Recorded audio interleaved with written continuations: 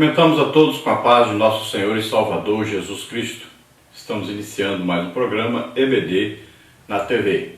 Nós estamos durante este terceiro trimestre de 2013 estudando nas revistas da CPAD com o tema Filipenses, a humildade de Cristo como exemplo para a igreja. Nós temos como comentarista desse trimestre da CPAD o pastor Elianai Cabral. Hoje estaremos estudando a lição número 5, as virtudes dos salvos em Cristo. O nosso texto áureo diz: porque Deus é o que opera em vós, tanto o querer como o efetuar, segundo a sua vontade. Carta do apóstolo Paulo aos Filipenses, capítulo 2, versículo 13. Então, nesse versículo nós podemos ter aí várias interpretações. Alguns interpretam dentro de um extremo e outros dentro de outro extremo. Então, alguns eles adotam a ideia de que não precisam fazer nada porque Deus está no controle de tudo e eles precisam apenas assistir Deus fazer as coisas. Já outros acham que eles estão no controle de tudo e não deixam que Deus opere da maneira que Ele quer operar e tomando até a frente de Deus para realizar as coisas. Mas o que o apóstolo Paulo está ensinando aqui é que as duas coisas devem se juntar e deve existir uma cooperação do homem na obra de Deus. Então Deus é o Deus Todo-Poderoso, mas sempre que Ele quer fazer alguma coisa, Ele chama o homem a participar disso. E o desejo de Deus é usar o homem para fazer a sua obra. E a nossa verdade prática diz: a salvação é obra da graça de Deus, garantida à humanidade mediante a morte expiatória de Jesus. Devemos entender então que a salvação não é por merecimento, não é devido a nós sermos melhor do que os outros, não é porque nós fazemos alguma coisa para Deus, não é obra de merecimento, mas é a graça de Deus. Nós somos salvos pela graça de Deus, mediante a fé em Jesus Cristo, naquilo que Jesus fez em nosso lugar, daquilo que Jesus conquistou para nós, mediante a salvação que Ele conquistou por nós, morrendo em nosso lugar na cruz do Calvário, sofrendo o juízo que era sobre nós. A nossa leitura bíblica em classe está em Filipenses capítulo 2, do versículo 12 ao versículo 18, que diz assim: de sorte que, meus amados, assim como sempre obedecestes, não só na minha presença, mas muito mais agora na minha ausência, assim também operai a vossa salvação com temor e tremor, porque Deus é o que opera em vós, tanto o querer como o efetuar, segundo a sua boa vontade. Fazei todas as coisas sem murmurações nem contendas, para que sejais irrepreensíveis e sinceros, filhos de Deus, inculpáveis no meio de uma geração corrompida e perversa, entre a qual resplandeceis como astros no mundo, retendo a palavra da vida, para que, no dia de Cristo, possa gloriar-me de não ter corrido nem trabalhado em vão. E ainda que seja oferecido por libação sobre o sacrifício e serviço da vossa fé, folgo e me regozijo com todos vós. E vós também regozijai-vos e alegrai-vos comigo por isto mesmo. Então Paulo começa aqui exortando então os filipenses da maneira que eles obedeciam a Deus, da maneira que eles eram fiéis a Deus durante o tempo que Ele esteve presente com eles, que eles permanecessem fiéis a Deus agora na sua ausência, que não demonstrassem que eles estavam sendo fiéis a Deus porque Paulo estava no meio deles, mas que eles demonstrassem a fé em Deus, a fé em Jesus Cristo, o amor para com Jesus Cristo, durante a sua ausência, mostrando que a fé deles estava baseada em Jesus Cristo e não em qualquer homem. Então eles deveriam demonstrar o seu amor para com Cristo, mesmo durante então a ausência do apóstolo Paulo. Então Deus opera aí, ele diz, tanto querer como efetuar, porque Deus está no controle de tudo. Então o que é isso? Um desejo de fazer a obra de Deus vem do próprio Deus para conosco. Deus deseja nos incluir quando Ele vai fazer alguma coisa na terra. Agora, é preciso que nós abramos o nosso coração para Deus, que nós estejamos dispostos a fazer, que nós nos coloquemos à disposição de Deus para fazer aquilo que Ele deseja fazer através de nós. Agora, o efetuar isso que Deus quer fazer, então a capacitação para fazer, também é Deus que vai dar. Agora, é preciso que nós creiamos no poder de Deus, que nós tenhamos fé em Deus. Então não adianta nada nós desejarmos fazer a obra de Deus, mas não acreditarmos que Deus pode fazer essa obra. Então é preciso a união dessas duas coisas em nosso ser. É nos dispor, nos colocarmos à disposição de Deus para fazermos aquilo que Ele deseja fazer, mas também acreditarmos que Ele tem todo o poder para fazer isso. E que Ele vai nos capacitar, que Ele vai dar a nós poder para realizar isso. A maioria, a grande maioria, trabalha muito para Deus, se dispõe a fazer a obra de Deus, mas não acredita no poder de Deus. Porque existe aí dois extremos. É um extremo que supervaloriza o intelectual, os diplomas, né? E os altos cargos e tudo mais, o poder financeiro. Então supervalorizam isso. Agora, essas pessoas desprezam o lado espiritual. Os dons do Espírito Santo são desprezados. E a ação de Deus com esses dons do Espírito Santo é desprezado. Já temos a outra parte que supervalorizam os dons espirituais, a ação poderosa do Espírito Santo, em detrimento da parte intelectual. Então são dois extremos. Mas qual é o ideal então para Deus? O ideal para Deus é que tenhamos tanto a parte intelectual quanto a parte espiritual. A união dessas duas coisas que é o correto. E é exatamente esse o trabalho que Deus tem me chamado a fazer nas igrejas. Tentar colocar em equilíbrio essas duas partes. A parte intelectual e a parte espiritual. Tanto a parte do ensino, do estudo da palavra de Deus, quanto a parte dos dons do Espírito Santo em ação. Então, todos os crentes que ensinam a palavra de Deus também devem ser os mesmos que são usados por Deus com poder, com sinais, prodígios e maravilhas. Porque é assim que está na Bíblia.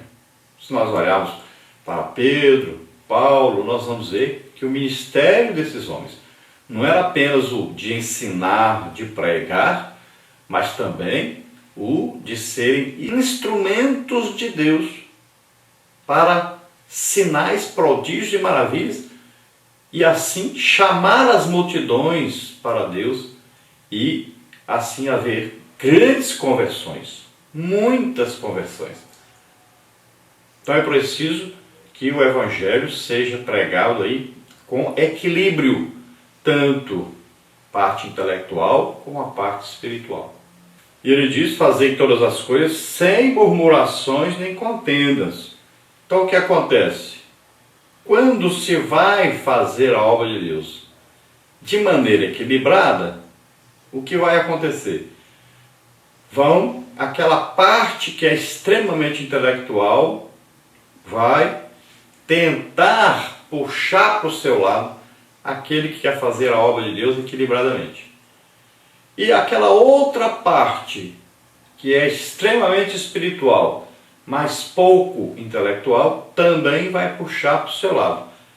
Então aí vai criar um atrito entre dois grupos e o grupo que está querendo permanecer no meio.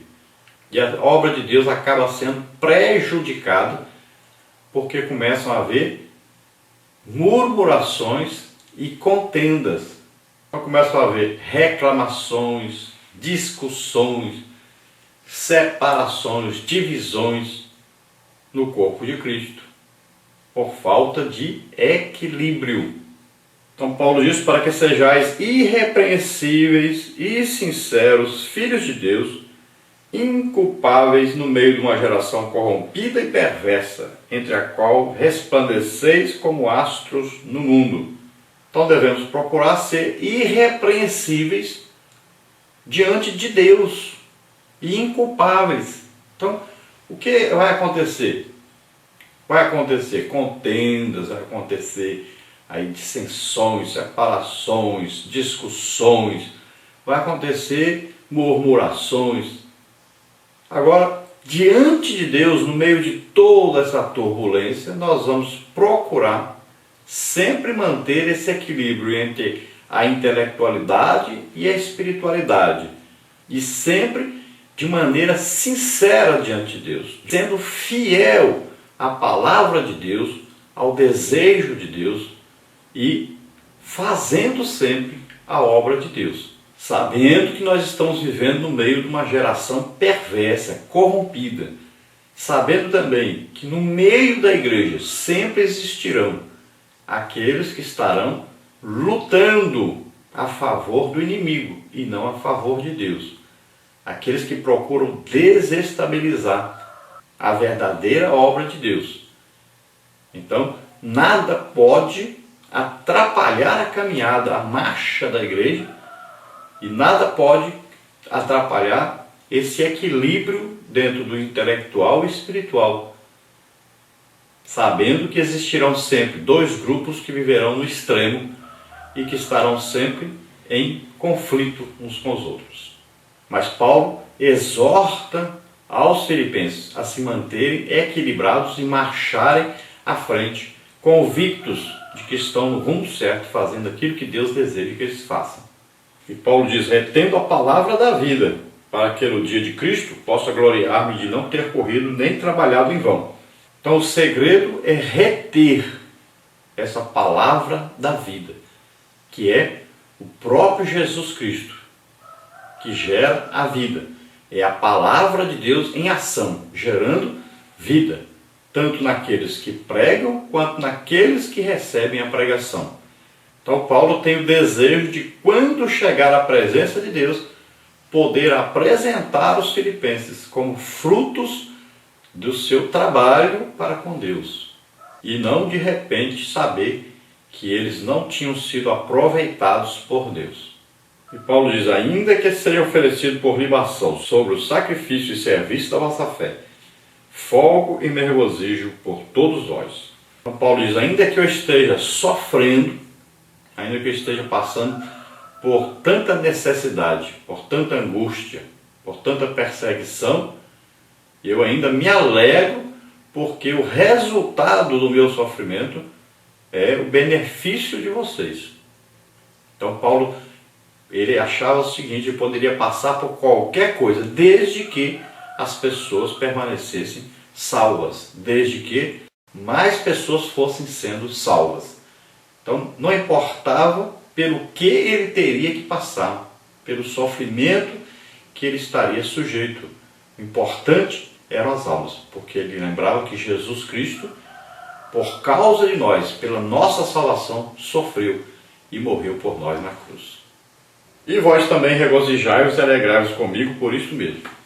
Então o apóstolo, ele exorta aos filipenses a não se entristecerem devido à sua situação, mas que se alegrassem junto com ele, porque ele estava alegre, mesmo passando por tanto sofrimento, por tanta angústia, por tanta perseguição, por tanta necessidade, mas ele estava alegre porque eles estavam salvos e estavam sendo instrumentos de Deus para a salvação das almas. Glória a Deus, aleluia.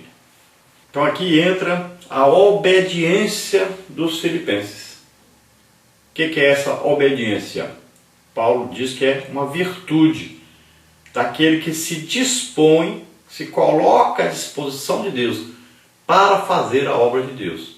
E sempre se submetendo a Deus para fazer aquilo que Deus o chamou para fazer. E a visão de Deus para nós, o plano de Deus para nós sempre é a salvação das almas. Então devemos nos colocar à disposição de Deus para que haja salvação. E também para que essa salvação ela permaneça na vida daqueles que foram salvos. A nossa lição de hoje, ela tem aí 3 partes. A primeira parte é a dinâmica da salvação. Tópico 1, o caráter dinâmico da salvação. Tópico 2, Deus é a fonte da vida. Tópico 3, a bondade divina. Na parte 2 nós temos aí operando a salvação com temor e tremor. Tópico 1, fazei todas as coisas sem murmurações nem contendas. Então nós temos letra A, murmurações, letra B, contendas. Tópico 2, sejais irrepreensíveis e sinceros. O tópico 3, retendo a palavra da vida. Na parte 3 nós temos aí a salvação opera o contentamento e a alegria. Tópico 1, o contentamento da salvação operada. Tópico 2, a alegria do povo de Deus. Então nessa lição nós vamos falar muito sobre a palavra aí, virtude. O que é essa virtude? Então é a disposição de fazer o bem. É a intenção de se colocar à disposição de Deus para fazer a obra de Deus. É sempre a intenção boa de fazer a obra de Deus. Vamos ver a nossa introdução. Na lição de hoje aprenderemos que a obediência a Deus é uma virtude que deve ser buscada por todos aqueles que são salvos em Cristo. O apóstolo Paulo não duvidava da obediência dos irmãos filipenses, contudo, ele reafirma aos crentes a verdade que a submissão ao Evangelho de Cristo é uma das principais virtudes dos salvos. Assim, a intenção do apóstolo é estimular os cristãos de Filipos a continuar perseverando na obediência ao Santo Evangelho.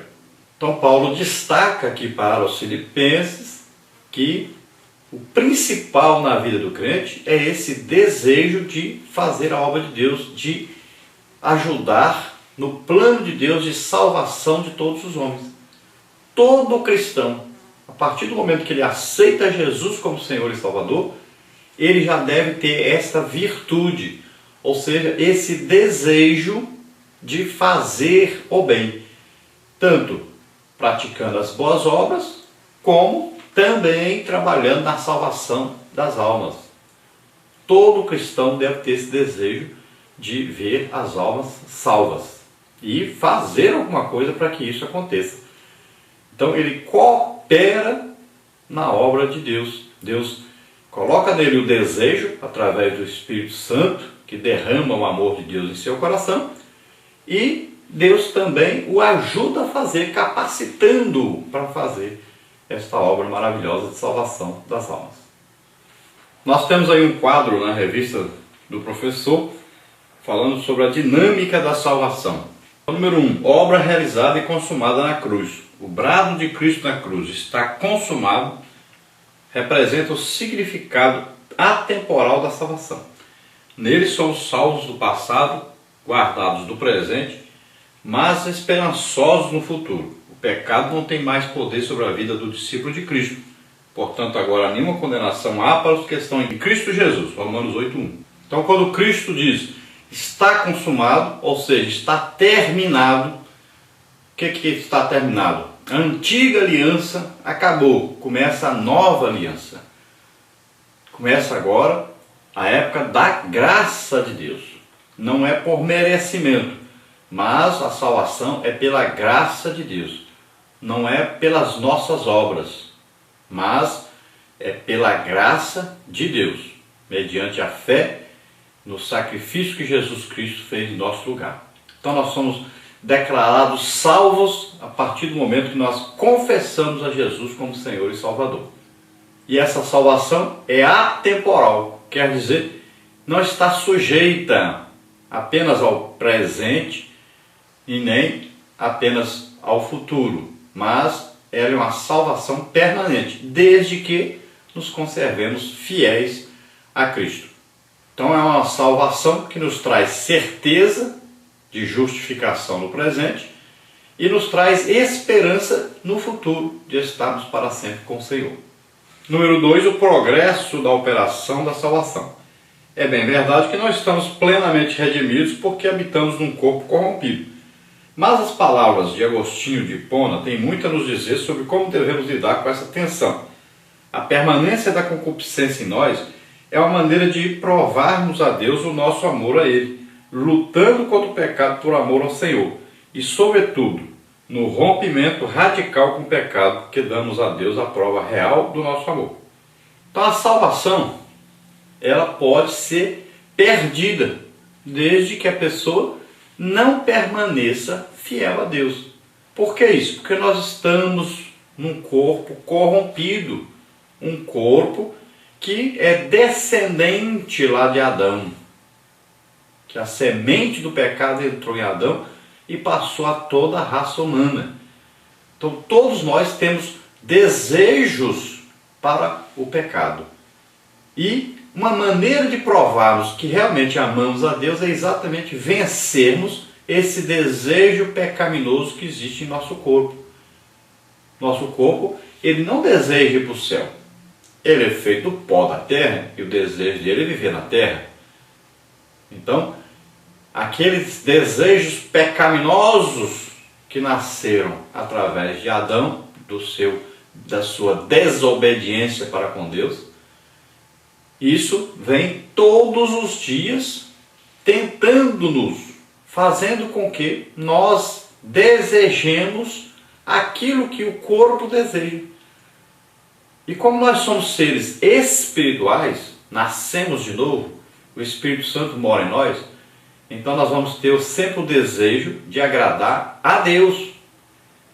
E para agradarmos a Deus, nós temos que desagradar aos desejos do corpo.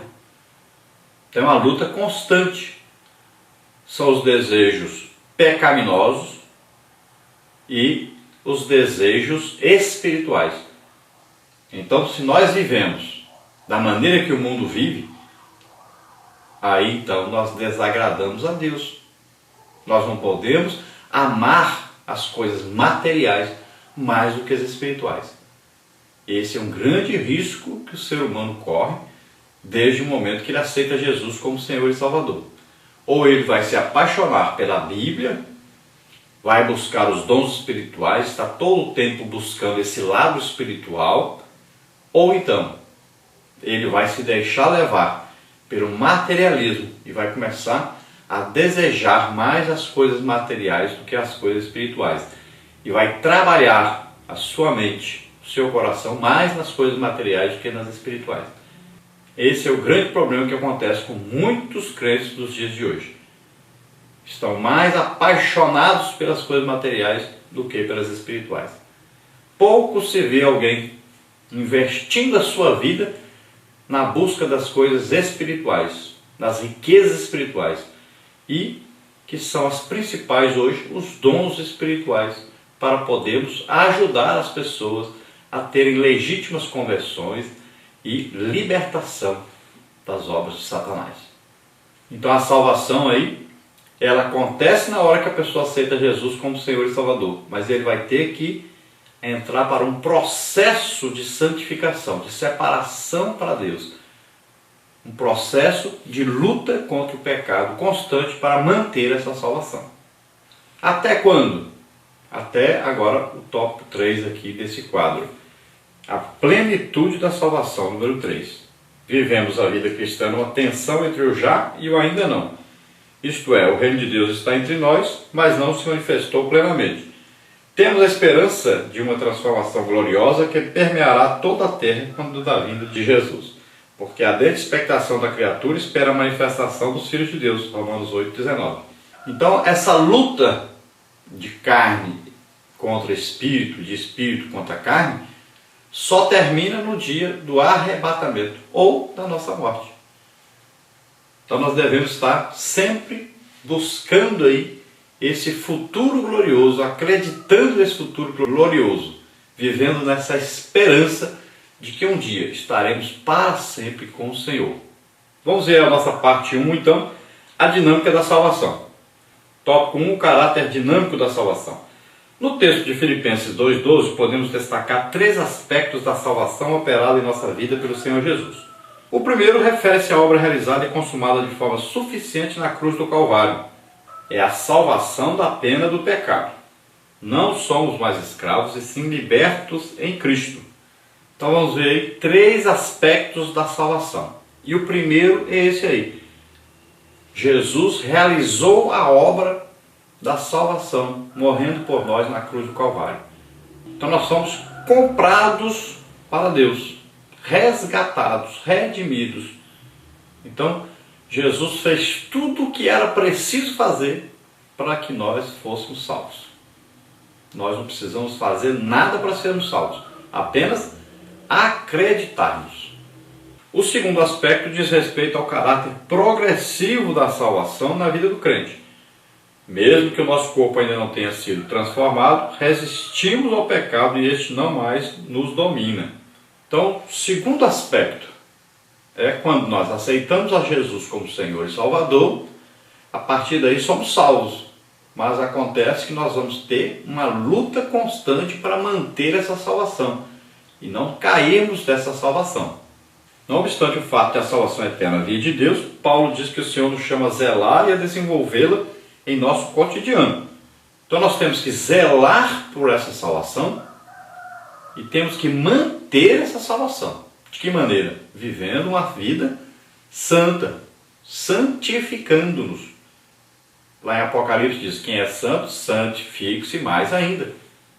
Então você se separou para Deus, se separe cada dia mais. Então muito cuidado para não se corromper.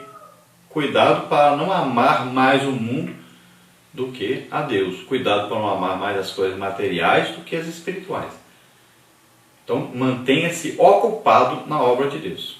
E sempre combatendo contra o pecado. Que ele nos rodeia o tempo todo, nos chama todo dia, né? E nós devemos então vencer. Vencer pelo amor a Deus. Nós amamos tanto a Deus que o amor para com as coisas que nos atrapalham estar com Deus é diminuído. Então, esse amor a Deus vence o amor às coisas que nos atrapalham estar em comunhão com Deus. E aí o terceiro aspecto é esse aí, é o texto trata da plenitude da salvação, quando finalmente o nosso corpo receberá uma redenção gloriosa e não mais teremos dor, angústia ou lágrima, pois estaremos para sempre com o Senhor, como está em 1 Tessalonicenses, capítulo 4, versículo 14 a 17. Então, o terceiro aspecto é esse, é o aspecto do futuro glorioso com Deus. Então, nós sabemos que nós estamos lutando contra o pecado, por quê? Porque nós queremos estar para sempre com o Senhor, queremos sermos arrebatados, transformados e vivemos para sempre com o Senhor, morarmos para sempre com o Senhor. Então essa esperança do futuro glorioso vai nos dar força para combatermos o pecado e vencermos o pecado que tão de perto nos rodeia. Segundo tópico, Deus é a fonte da vida. Por si só, o crente não pode ser salvo, pois é o Espírito Santo que opera no homem a salvação. Sem o Senhor, a humanidade está cega, morta no pecado e carente da iluminação do Espírito para o arrependimento. Se na vida dos ímpios Satanás opera instigando-os à prática das obras más, é o Espírito de Deus quem opera nos crentes a vida eterna. Desta forma, o salvo torna-se um instrumento de justiça no mundo corrompido. Então a salvação não depende do crente, não depende do homem.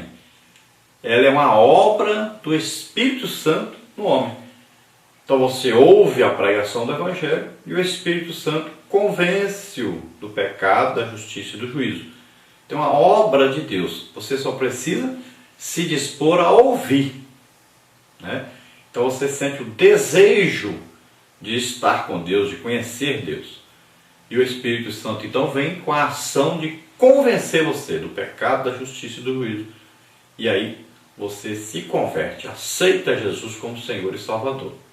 Agora, assim como Satanás, ele opera, ele faz de tudo para manter a pessoa na terra e desejando as coisas da terra, desejando as coisas más, assim também o Espírito Santo agora passa a fazer morada no crente e ele agora vai operar e fazer de tudo para que esse crente ame as coisas de Deus, deseje as coisas de Deus, deseje morar no céu. Então, enquanto o diabo pensa em matar, roubar e destruir, o crente unido a Cristo só pensa agora em vida e vida eterna, em sempre gerar vida, sempre gerar coisa boa. Então passa a ser instrumento de Deus na terra, todo crente. Terceiro é a bondade divina. A ideia é que a salvação tem um caráter seletivo, não é bíblica. Todos têm o direito de recebê-la. O querer e o efetuar de Deus não anulam esse direito. Pelo contrário, a operação do Eterno habilita qualquer pessoa à salvação através da iluminação do Evangelho, tornando-se posteriormente útil ao corpo de Cristo. Então essa ideia que existe por aí, né, de predestinação, de que Deus escolheu uns para ser salvos e outros para serem condenados, é uma ideia falsa. Não está isso na Bíblia. Nós podemos usar até a figura do navio, né? Então, vem aí o navio que é a igreja, o comandante é Cristo, o capitão do navio aí é Cristo, conduzindo esse navio e levando-o para o céu. A viagem dele é para o céu, para a vida eterna com Deus. Agora, existe aí a rede, que é o Evangelho, que vai sendo lançado no mar. O mar é o mundo, as pessoas, o mundo inteiro. E aqueles que vão entrando para dentro desse navio podem sair do navio. O navio vai passando por vários portos.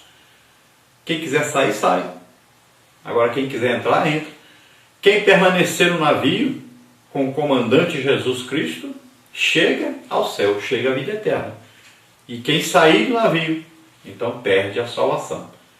Então permaneça como igreja, como salvo, combatendo contra o pecado. Porque o nosso destino é certo, é morarmos com o Senhor para sempre. Então todos podem ser salvos. Está escrito na palavra de Deus. Deus quer que todos sejam salvos. Está aí em 1 Timóteo capítulo 2. Então todos, não importa quem é você, não importa o que você fez, Deus quer que você seja salvo. Jesus já morreu no seu lugar. Jesus deu a vida por todos nós. Você só precisa desejar conhecer Deus, estar com Deus, lutar contra o pecado, para que você possa também estar salvo, estar para sempre com o Senhor. Deus está no controle do querer, do efetuar, mas Ele não trabalha impedindo alguns de serem salvos e ajudando outros a serem salvos. Não. Deus nunca impede alguém. Ele nunca lança fora aquele que se chega a Ele. E qualquer pessoa no mundo inteiro pode estar lá no meio do mato, ser um índio, viver isolado do mundo inteiro. Qualquer pessoa que tiver o desejo de ser salvo, conhecer Deus e estar para sempre com o Senhor, Deus vai enviar alguém até ele para pregar o Evangelho para ele. Qualquer pessoa. E ele terá então a chance de salvação. Parte 2, operando a salvação com temor e tremor. Tópico 1, fazei todas as coisas sem murmurações nem contendas.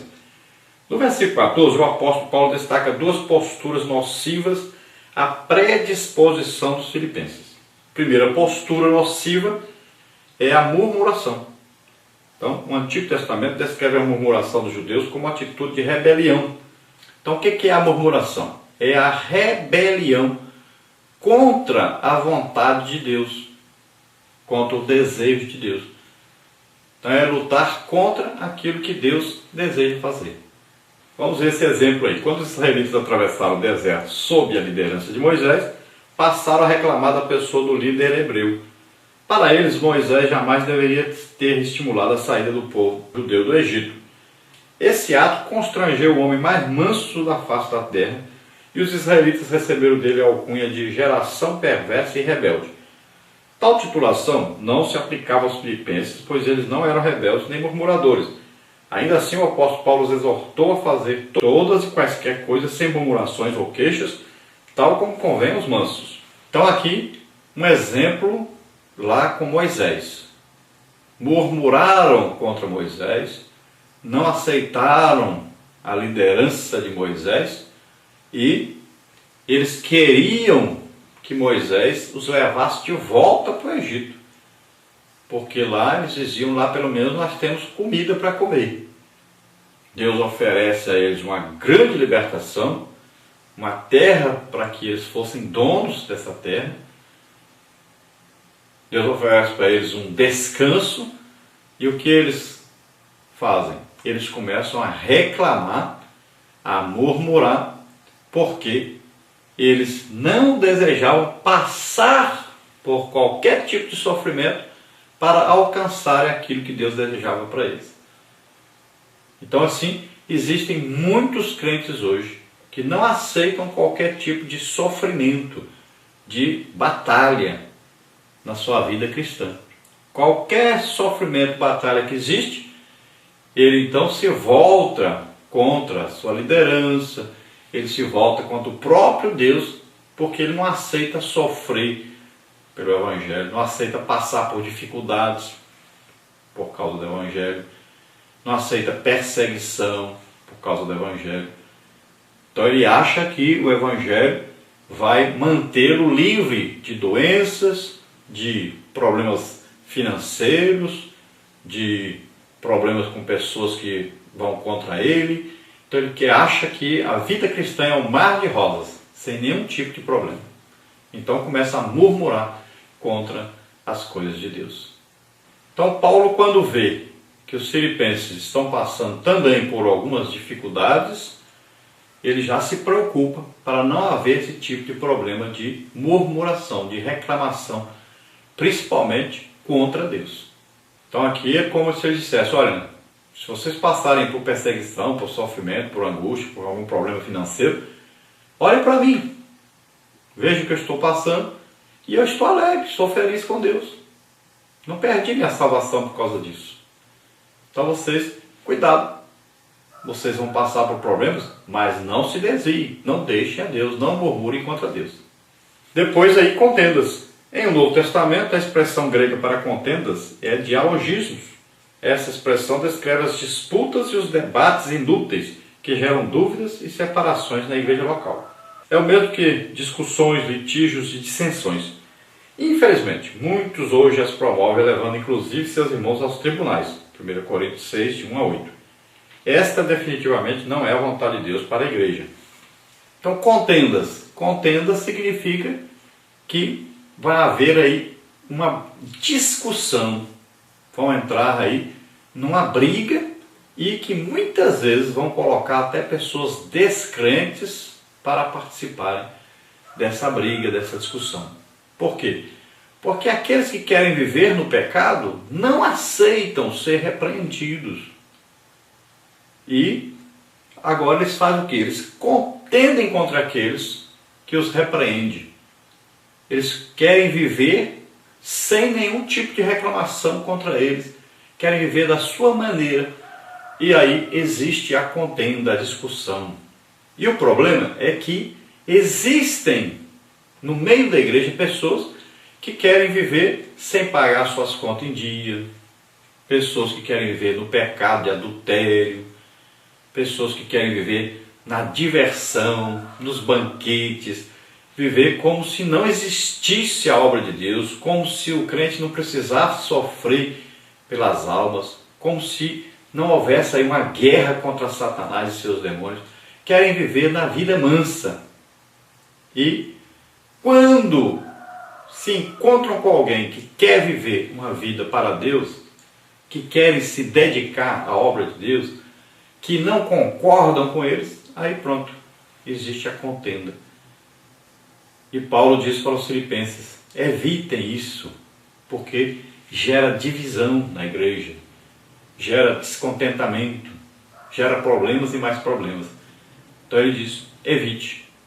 E a Bíblia diz, quando estiver em vós, então fique em paz com todos, haja paz entre todos, tenha paz com todos.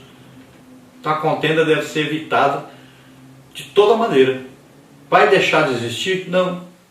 Porque o próprio Jesus contendeu com os religiosos. Pedro contendeu com os religiosos. Paulo contendeu com os religiosos. Então sempre vai existir isso.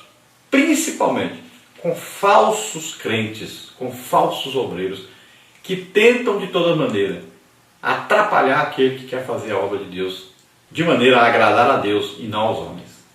Veja o exemplo de Paulo, que repreendeu Pedro, porque Pedro queria agradar o grupo dos judeus e com isso ele não se preocupou que estava desagradando aos gentios. Paulo contendeu com Barnabé, discutiram e houve divisão entre eles. Por quê? Paulo não quis levar o sobrinho de Barnabé, porque na primeira viagem, o sobrinho de Barnabé, o Marcos, voltou da viagem. Então houve discussão entre eles, contenda entre eles. Houve divisão. Acabou que Barnabé foi para Chipre e Paulo pegou Silas e foi para outro lugar, fazendo a sua segunda viagem missionária. Então as contendas, as discussões existem dentro da obra de Deus e os obreiros de Deus, os legítimos obreiros de Deus vão passar por isso. Mas Paulo está dizendo, evitem a todo custo, façam tudo para não acontecer. Agora, quando não for possível, vai acontecer. Isso sempre aconteceu com os servos de Deus e sempre vai acontecer com aquele que quer viver de maneira correta. 2. Sejais irrepreensíveis e sinceros. O apóstolo apela aos filipenses para que se achem irrepreensíveis e sinceros. Ser irrepreensível significa conduzir-se de forma correta e moralmente pura, não necessitando de repreensão. É alguém que dominou a carne, pois anda no espírito. Devemos tomar muito cuidado com esse materialismo que anda tomando conta da igreja. Então é importante que você seja irrepreensível e sincero diante de Deus. Muitas vezes os homens não vão adotar sua posição como a posição correta. Mas viva de acordo a agradar a Deus. Viva diante de Deus com sinceridade, sendo irrepreensível diante de Deus. Então, domine a sua carne e viva de acordo com o Espírito Santo. É a luta mais difícil que o crente tem. É a luta de dominar a sua própria carne. A sinceridade é outra virtude que se opõe ao mal, ao dolo, ao engano e à má fé. A pessoa sincera pauta-se pela lealdade, a lisura e a boa fé. Nada menos que isso é o que o Eterno espera do seu povo. Então a sinceridade, quem é que vive na sinceridade? Aquele que vive na verdade. Então seja sincero. Não fique bajulando as pessoas, mentindo para ganhar posição, para ganhar algum favor. Não fique vivendo aí nas trevas, falando o que não sente, dizendo coisas que, na verdade, são só para agradar as outras pessoas, mas você não está visando ser sincero. Você até concorda com o pecado dos outros para agradar os outros, mas não faça isso. Seja diante de Deus uma pessoa sincera, verdadeira, que fala a verdade. Sempre se oponha ao mal, sempre se oponha às coisas erradas, sempre seja a favor de Deus e da sua palavra. 3. Retendo a palavra da vida. Para o apóstolo, reter a palavra de Deus não é apenas assimilá-la, mas sobretudo praticá-la, pois o poder da palavra gera vida. Por isso Paulo encoraja os filipenses a guardarem a palavra, pois além de promover a vida no presente, ela ainda nos garante a esperança e vida eterna para o futuro próximo. Então, quando lemos a palavra de Deus, devemos retê-la, guardá-la em nosso coração, guardá-la em nossa vida, praticarmos essa palavra. Não adianta ensinarmos sobre ler a Bíblia e nós não lemos. Não adianta ensinarmos sobre oração e nós não oramos. Não adianta ensinarmos sobre ganhar almas e nós não ganhamos. Não existe isso. O crente pratica aquilo que ensina, pratica a palavra de Deus. Então devemos ler essa palavra, estudarmos essa palavra, mas colocarmos em prática essa palavra em nossa vida. Não adianta ensinarmos sobre santificação e vivermos de qualquer maneira. Não adianta falarmos sobre jejum, não jejuarmos. Não adianta falar sobre combater o materialismo e nós vivemos o materialismo. Então, temos que viver a palavra de Deus, pregarmos e vivermos esta palavra. Parte 3, a salvação opera o contentamento e a alegria. Tópico 1, o contentamento da salvação operada. O apóstolo Paulo reporta seu Antigo Testamento para mostrar aos filipenses como, a fim de servi-los, ele entregou sua vida, ainda que seja oferecido por libação sobre o sacrifício e serviço da vossa fé. O apóstolo está ciente das privações que impôs a si mesmo para edificar o corpo de Cristo em Filipos. Ele, porém, se regozija e alegra-se pelo privilégio de servir aos filipenses. Em outras palavras, a essa altura, o sacrifício e os desgastes do apóstolo são superados pela alegria de contemplar naquela comunidade o fruto da sua vocação dada por Cristo Jesus. A salvação operada em sua vida também operou na dos filipenses.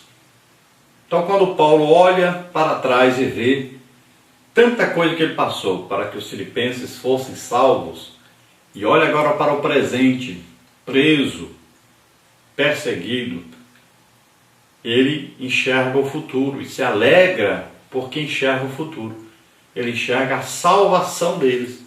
Ele enxerga a obra que eles estão fazendo para Deus. O resultado da sua vida, do seu esforço, do seu sofrimento. Então ele se alegra com o resultado. É assim como está escrito na palavra de Deus, que Deus olha o sacrifício de Jesus e fica satisfeito com o resultado. Quantos filhos gerados, a semente caída na terra morreu e gerou muitos frutos. Então Deus fica satisfeito com isso. Assim também Paulo olha e vê que o seu trabalho, o seu sofrimento está gerando frutos, está gerando vida para Deus. E ele se alegra devido a isso. Tópico 2 aí, a alegria do povo de Deus. O apóstolo estimula os filipenses a celebrarem juntamente com ele esta tão grande salvação. O apelo de Paulo é contagiante. Regozijai-vos e alegrai-vos comigo por isto mesmo. A alegria de Paulo é proveniente do fato de que, uma vez que Jesus nos salvou, mediante o seu sacrifício no Calvário, agora o Mestre nos chama para testemunharmos a verdade dessa mesma salvação operada em nós. Portanto, alegremo-nos e regozijemo-nos nisto. Então, a alegria de Paulo é a alegria da salvação. Ele olha e vê o resultado da sua vida e olha para os filipenses e vê o resultado e fala, olha, que maravilha, a salvação está conosco. Não tem coisa mais importante do que isso, de ser salvo, de ter a certeza da salvação, a convicção, é consultar lá dentro o Espírito Santo que está em nós e temos essa certeza de salvação. Não existe coisa melhor do que essa. Então veja bem, Jesus disse, olha, alegrem-se antes pelos seus nomes que estão escritos no livro da vida. Então você pode se alegrar com sinais, prodígios, milagres, maravilhas. É muito bom, nos faz ficar alegres vendo essas maravilhas acontecendo. Mas o mais importante que existe é a alegria da salvação. Não existe coisa mais importante. Tudo que nós fazemos, tudo que Deus opera através de nós, tem um objetivo, a salvação das almas. Sempre. Então, o principal é a salvação. As outras coisas vêm como complemento, como ajuda para que exista essa salvação. Conclusão aí, o Evangelho nos convoca a desenvolvermos a salvação recebida por Deus através de Cristo Jesus. Devemos ser santos como santo é o Senhor, nosso Deus. Para isso, precisamos nos afastar de todas as murmurações e contendas e abrigarmos-nos no Senhor, vivendo uma vida irrepreensível, sincera e que retém a palavra da vida. Somente assim a alegria do Senhor inundará nossa alma e testemunharemos do seu poder salvador para toda a humanidade. Então essa salvação que recebemos deve ser desenvolvida. Nós vamos lutar aí contra o pecado, né, contra a carne, vamos lutar para não contendermos, não murmurarmos, vamos lutar contra tudo que vem contra nós e vamos levar esta salvação, levarmos esta obra de Deus maravilhosa às outras pessoas. Vamos alcançar as pessoas com essa salvação, com essa amizade com Cristo. Vamos alcançar as pessoas levando a presença de Deus até eles.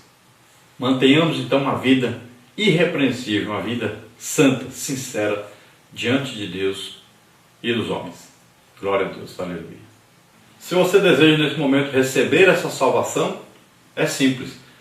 A palavra de Deus diz em Mateus 10:32, todo aquele que me confessar perante os homens, eu confessarei diante do meu Pai que está nos céus.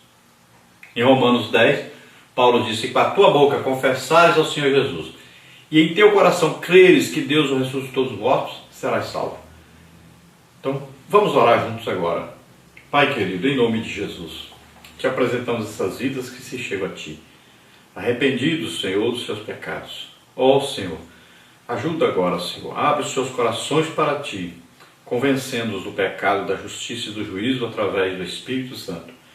Ó Senhor maravilhoso, perdoa agora todos os seus pecados, conduze-os, ó Senhor, à vida eterna, ajuda-os, fortalece-os para que possam combater e vencer o pecado. Pai querido, em nome de Jesus, abençoa, Senhor, aqueles que estão retornando para Ti, que estavam separados de Ti. Ó Pai querido, em nome de Jesus, ajuda-os, fortalece-os para que voltem a Ti e combatam contra o pecado e vençam o pecado em suas vidas. Em nome de Jesus, abençoa poderosamente essas vidas. Eu ministro sobre eles, Senhor, a Tua presença poderosa para que eles sejam curados, sarados, totalmente libertos, em nome de Jesus. Regrar la cruz e contrafarte, agrada cruziare com farnaste contrastarem, alegruia ramanashdem. Em nome de Jesus, receba o poder de Deus sobre a sua vida agora, receba o perdão de Deus, receba poder para lutar contra o pecado, receba poder para pregar o Evangelho, em nome de Jesus. Amém. Glória a Deus. Aleluia. Comunicamos aos irmãos que nós temos ainda agenda no mês 10 e no mês 12. Se desejar nos convidar, estaremos aí em sua igreja. Vamos então ao nosso questionário. Nosso questionário nós colocamos todas as quintas-feiras à noite em disponibilidade. Primeiro aí para completar dentro do texto áureo. Porque Deus é o que opera em vós, tanto querer como efetuar, segundo a sua vontade. Carta do apóstolo Paulo aos Filipenses, capítulo 2, versículo 13.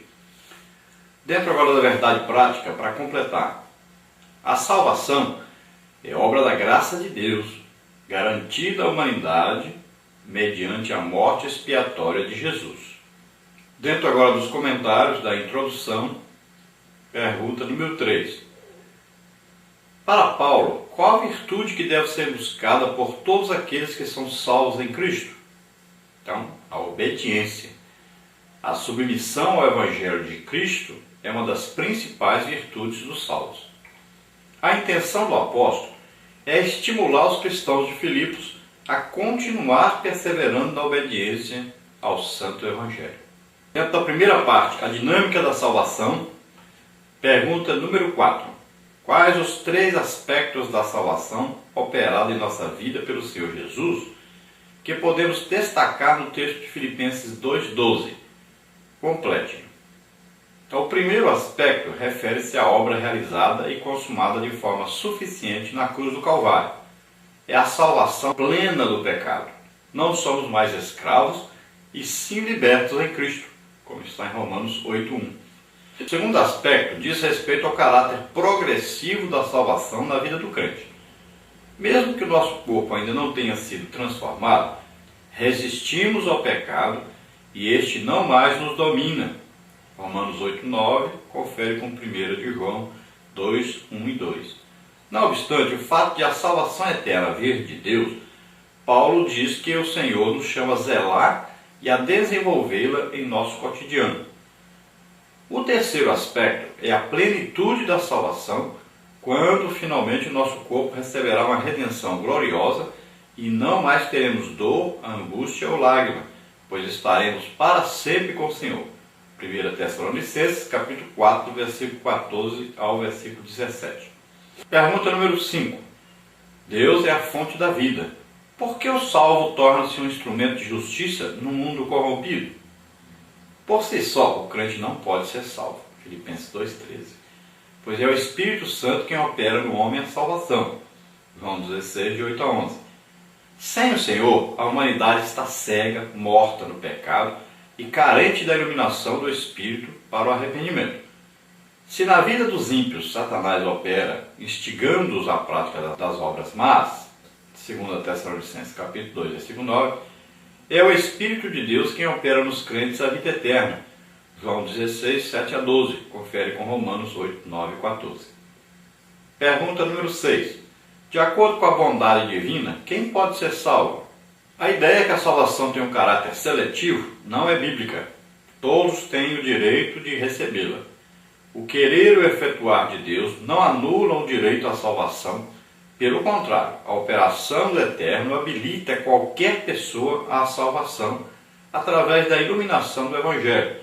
João 1,9, tornando-se então, posteriormente, útil ao corpo de Cristo. Efésios 4, 11 a 16, 1 Coríntios 12, 7. Segunda parte, operando a salvação com temor e tremor. Pergunta número 7. Fazei todas as coisas sem murmurações, nem contenda.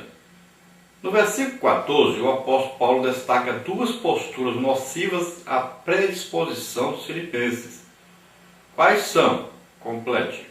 Letra A. Murmurações. O Antigo Testamento descreve a murmuração dos judeus como atitude de rebelião. Quando os israelitas atravessaram o deserto sob a liderança de Moisés, passaram a reclamar da pessoa do líder hebreu. Para eles, Moisés jamais deveria ter estimulado a saída do povo judeu do Egito, como está em Números 11, 1, 14, de 1 a 4, 20, de 2 a 5. Esse ato constrangeu o homem mais manso da terra e os israelitas receberam dele a alcunha de geração perversa e rebelde. Deuteronômio 32, 5 e 20. Tal titulação não se aplicava aos filipenses, pois eles não eram rebeldes nem murmuradores. Ainda assim, o apóstolo Paulo os exortou a fazer todas e quaisquer coisas sem murmurações ou queixas, tal como convém aos mansos. Letra B. Contendas. Em o Novo Testamento, a expressão grega para contendas é dialogismos.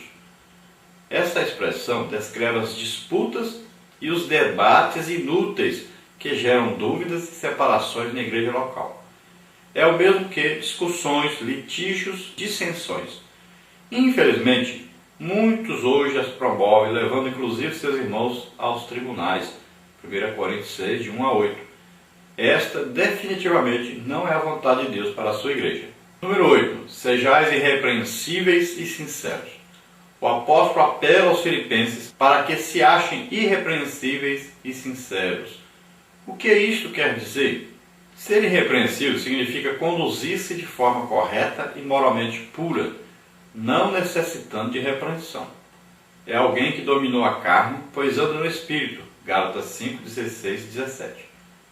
A sinceridade é outra virtude que se opõe ao mal, ao dolo, ao engano e à má fé.